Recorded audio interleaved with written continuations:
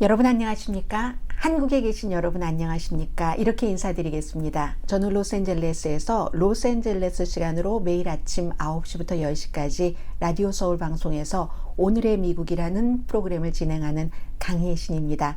제가 이제 미국 시간으로 미국은 지금이 월요일입니다. 오늘부터 날마다 이 시간쯤에 로스앤젤레스는 이미 낮이고 한국은 이제 아침 출근 준비를 하실 것 같습니다. 이 시간쯤에 오늘의 현재 미국의 탑 뉴스가 무엇인지를 브리핑해 드리려고 합니다.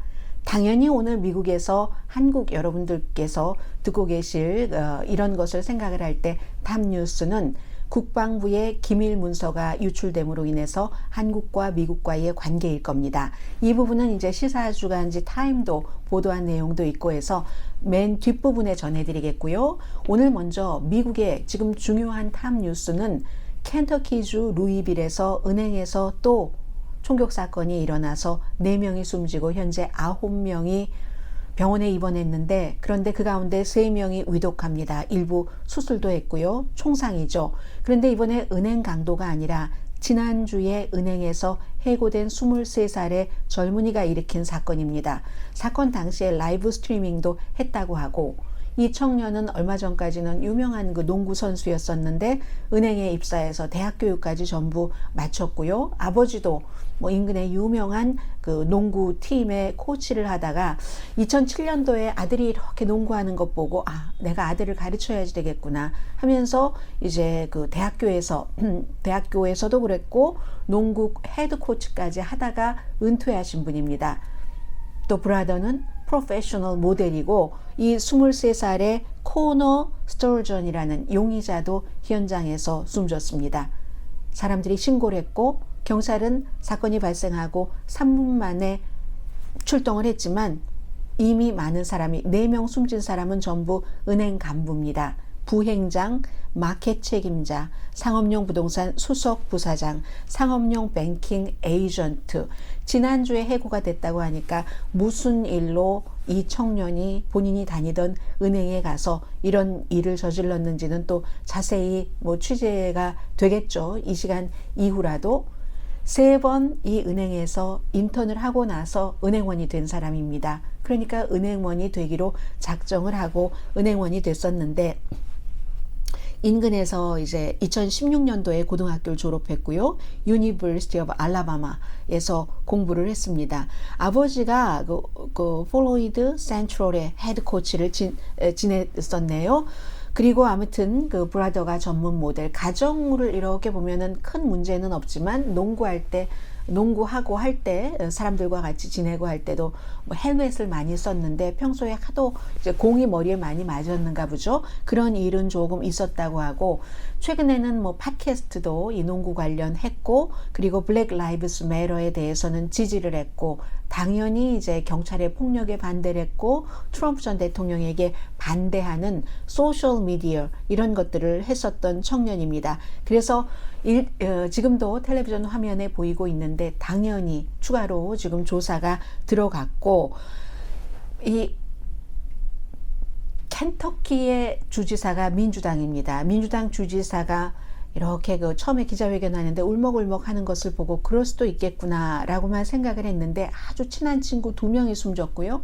다 그 은행이 내가 다니던 은행이기 때문에 은행에서 일하는 사람 난 거의 안다 라고 얘기를 하고, 또 3번째 사람은 지금 병원에서 치료받고 있다고 얘기를 했습니다. 바이든 대통령도 당연히 나라가 황망한 사건으로, 총격 사건으로 아무런 죄가 없는 사람들이 숨지고 있다라고 얘기를 했지만, 그리고 켄터키주가 공화당 미치 매코넬 그 상원 원내대표가 지역구로 있는 주입니다. 총기 규제에 관해서 무슨 일이 일어날지 저는 잘 모르겠습니다. 잘 모르겠는데 현재 미국은 이로써 굉장히 충격에 빠졌고 올 들어서 15번째 대량 총격 사건입니다. 미국에서는 대량 총격 사건이라고 하면은 사람마다 약간 다르게 보고 있지만 용의자를 제외하고 4명 이상이 숨지거나 총상을 입은 그런 경우를 말합니다. 15번째입니다. 그리고 불과 2주일 전에 3월 27일에 켄터키주의 바로 아래가 테네시주고, 그 테네시주의 내슈빌에서 역시 커버넌트 그 초등학교에서 9살짜리 아이들 3명, 또 뭐 교장 선생님을 포함을 해서 6명이 모두 숨진 총격 사건이 일어난, 아주 가깝습니다. 지금 이 사건이 일어난 곳과 테네시주의 내슈빌과는 아주 가깝다. 루이빌과 내슈빌은 가까운 곳이다 하는 말씀을 드립니다. 그래서 미국에서 총기에 대해서 어떤 규제가 있을 것 같지는 않습니다. 그러니까 테네시주에서도 총기 규제를 해야지 된다 하는 민주당의 흑인 2명 젊은 의원을 제명까지 시켰죠. 물론 제명당한 의원 가운데 1명은 오늘 그 지역 시의회가 투표를 해서 다시 의원으로 복귀를 했고, 또 다른 의원도 마찬가지 길을 걸을 것 같기는 합니다. 그렇지만 어쨌든 미국에서는 이 총기에 대해서는 앞으로 제가 자주 말씀을 드리겠습니다마는 뭐라고 할까요? 속수무책 비슷하게 지금 그렇게 돼 있다는 것 전해드립니다. 두 번째는 미국의 지금 중요한 뉴스가, 지금 처음에 지난 금요일에 시작을 해서 텍사스주의 판사와 워싱턴주의 판사가 뭐 레드 스테이트와 블루 스테이트에서 낙태약이 이게 합법인가 합법이지 않은가에 대해서 전혀 반대의 판결을 내리고 나서 이제는 제약회사들의 중요한 간부 300명이 얼마 전에, 몇 시간 전에 성명까지 발표했습니다. 그 전에 당연히 백악관의 일이 있었고, 또 연방 법무부도 텍사스주의 판사의 판결에 항소하는 것을 역시 그 법원에 접수를 시켰습니다. 텍사스주의 판사는 23년 동안 미국인들이 써오고 있던 낙태약, 낙태의 반 이상이 미국에서는 낙태약으로 낙태가 시술됩니다. 그래서 미페프리스톤이라는 이 약을 아예 식품의약국이 승인을 해서 23년 동안 써왔고, 그리고 중간중간에 또 약은 검토를 하거든요. 그런데 이걸 승인 자체를 취소해라 라는 판결을 내린 것이고, 그러자 주말에 열심히 일을 해서 민주당 의원들이 그대로 식품의약국의 승인대로 가야지 된다 하는 법안을 제출했지만, 이것 역시 공화당이 하원이 다수당이기 때문에 총기 규제에 대해서 의미 있는 것이 이루어지지 않을 것처럼 저는 마찬가지라고 생각이 됩니다. 연방그래도 법무부는 소송을 했고, 백악관도 여기에 대해서 뭔가 얘기를 했고, 이 백악관은 오랜 법정 싸움 다 우리는 준비됐다. 결국은 연방 대법원으로 간다는 겁니다. 미국에서 2024년도 선거 때에 이 이슈가 또 큰 이슈가 될 확률이 아주 높습니다. 트럼프 전 대통령은 첫 번째 대선 후보가 되기 전에는 낙태를 지지하다가 표를 의식해서 낙태 반대로 돌아섰고, 그런 트럼프 전 대통령이 지금으로서는 공화당 당 대선 후보가 될 가능성이 높고, 그리고 이제 그 바이든 대통령도 민주당에서 대선 후보가 될 가능성이 높기 때문에 이게 또 한 번 이슈로 지금 붙을 것 같고요. 그리고 이제 워싱턴주와 완전히, 그러니까 뭐 텍사스와 워싱턴이 그다지 멀진 않지만, 텍사스는 캘리포니아주에서 조금 더 동쪽이고 워싱턴주는 캘리포니아주 위에니까 그렇긴 하지만 완전히 이렇게 주에 따라서 판사의 판결도 반대로 나오는구나. 이제 이런 것들 여러분들 생각하시면 될 것 같고요. 상원의 공화당은 트럼프 전 대통령이 2024년도 대선 후보에서 나오지 않기를 그렇게 원합니다. 왜냐하면 그렇게 될 때 또다시 지난번 선거에서와 마찬가지로 상원이 트럼프 전 대통령에 딱 그 줄 서는 사람, 또 트럼프 전 대통령도 내가 킹메이커가 다시 되겠어 하면서 지지를 하면 공화당의 의석을 또 잃어버릴 수 있다는 거죠. 지난번에도 트럼프 전 대통령이 상원 후보로 지지했었던 6명 공화당 후보 가운데서 1명만 당선되고 5명이 떨어졌습니다. 그래서 공화당이 지금 상원의 다수당을 차지하지 못했고, 정말 뜻하지 않게 민주당이 다수당을 유지를 하고 있는 것이기 때문에 공화당에서는 이 상원과 하원이 미국이 굉장히 달라서 하원은 2년, 상원은 6년, 상원이 더 정치 경험도 많고, 그리고 본인의 이런 뜻을 가지고 가는 사람들이 많기 때문에 하원에서 트럼프 전 대통령에게 이렇게 인사하고 그의 옆에 있을 때도 하원에서, 상원은 그렇지 않습니다. 그래서 상원은 지금 트럼프 전 대통령이 나오지 않았으면 좋겠다. 상원 지도부는 심지어 트럼프의 지지자인 린지 그레이엄 의원조차도 지금 그런 뉴스가 나왔고요. 마지막으로 지금 오늘의 미국 탑뉴스 브리핑, 미국의 탑뉴스이기도 하고 이건 한국 뉴스이기도 합니다. 며칠째 계속 이어지고 있는 국방부의 기밀 서류가 유출된 것. 현재 미국적인 입장에서 보면은 누가 유출했는가 알기 힘들 것이라고 얘기를 하고요. 적어도 수백 명이 신원조회까지 다 해서 그 기밀 문서에 접근을 할 접근권이 있기 때문에 이게 제일 처음에 뭐 디스코드라는데, 그리고 텔레그램은 미국에서는 친러시아적인 소셜 네트워크로 보거든요. 소셜 SNS로 보고 있습니다. 그래서 텔레그램까지 트위터까지 이렇게 쭉 됐는데 국방부가 어쩌면 1월 달부터 그 이전부터였는지도 모른다는 거죠. 그런데 지난주 수요일까지 몰랐었던 것이고 백악관도 드디어 입장을 공식적으로 발표를 했는데 심각한 일이다. 그러나 아직 불분명한 게 있다. 그 문서의 정확도, 문서가 분명히 국방부의 합동참모본부가 여러 미국의 미국은 19군데 정도 정보국이 있잖아요. 다 합치면.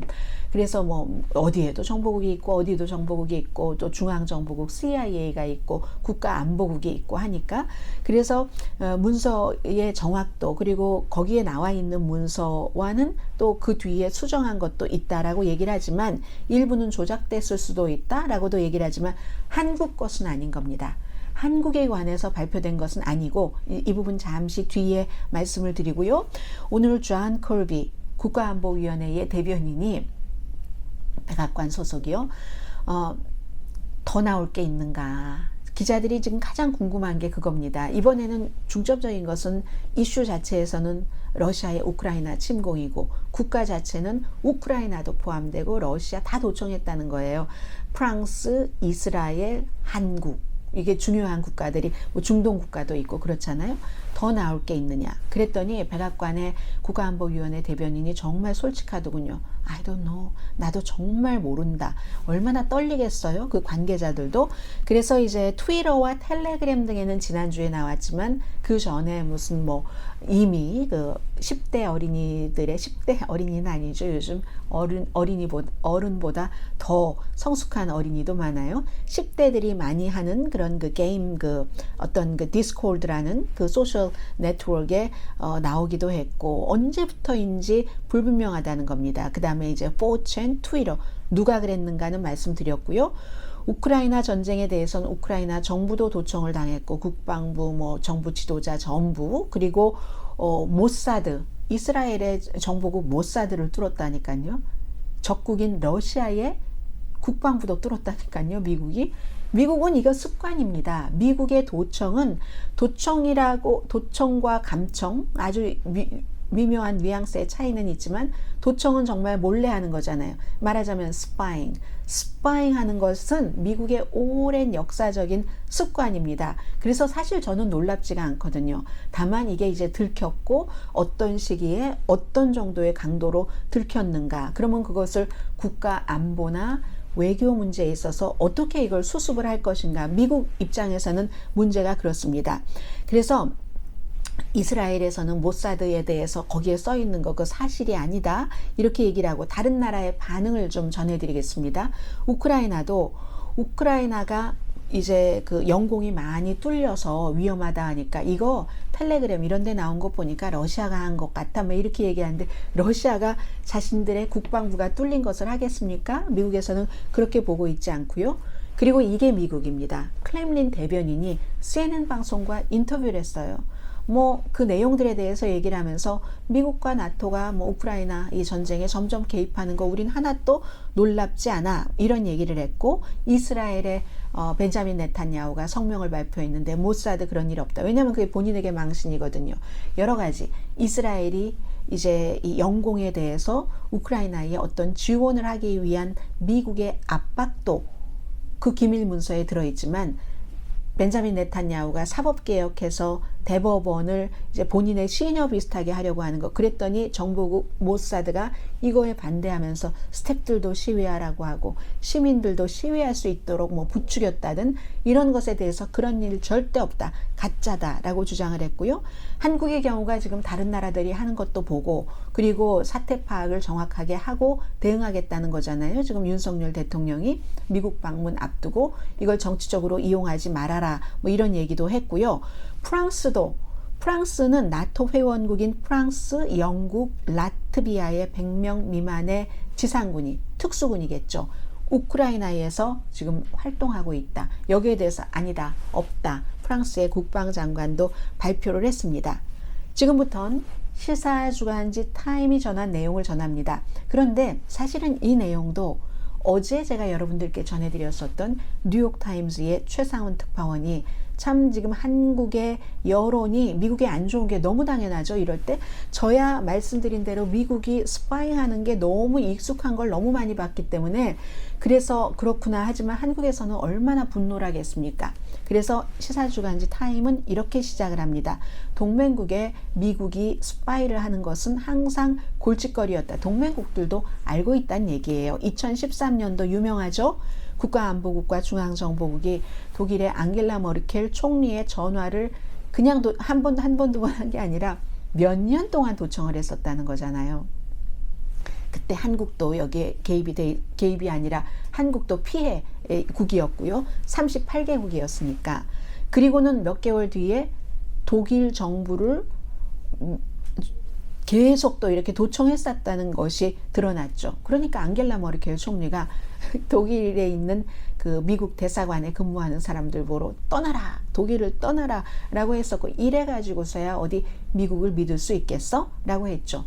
프랑스 정부는 2년 뒤인 2015년에 프랑스와 올랑드, 그리고 보니까 그 뒤에도 몇 명이 바뀌었네요. 무슨 뭐 니콜라 사코지, 뭐 임마누엘 마크롱. 근데 프랑스와 올랑드와 전임자의 전화도 도청을 했다는 겁니다. 미국이 격분했죠.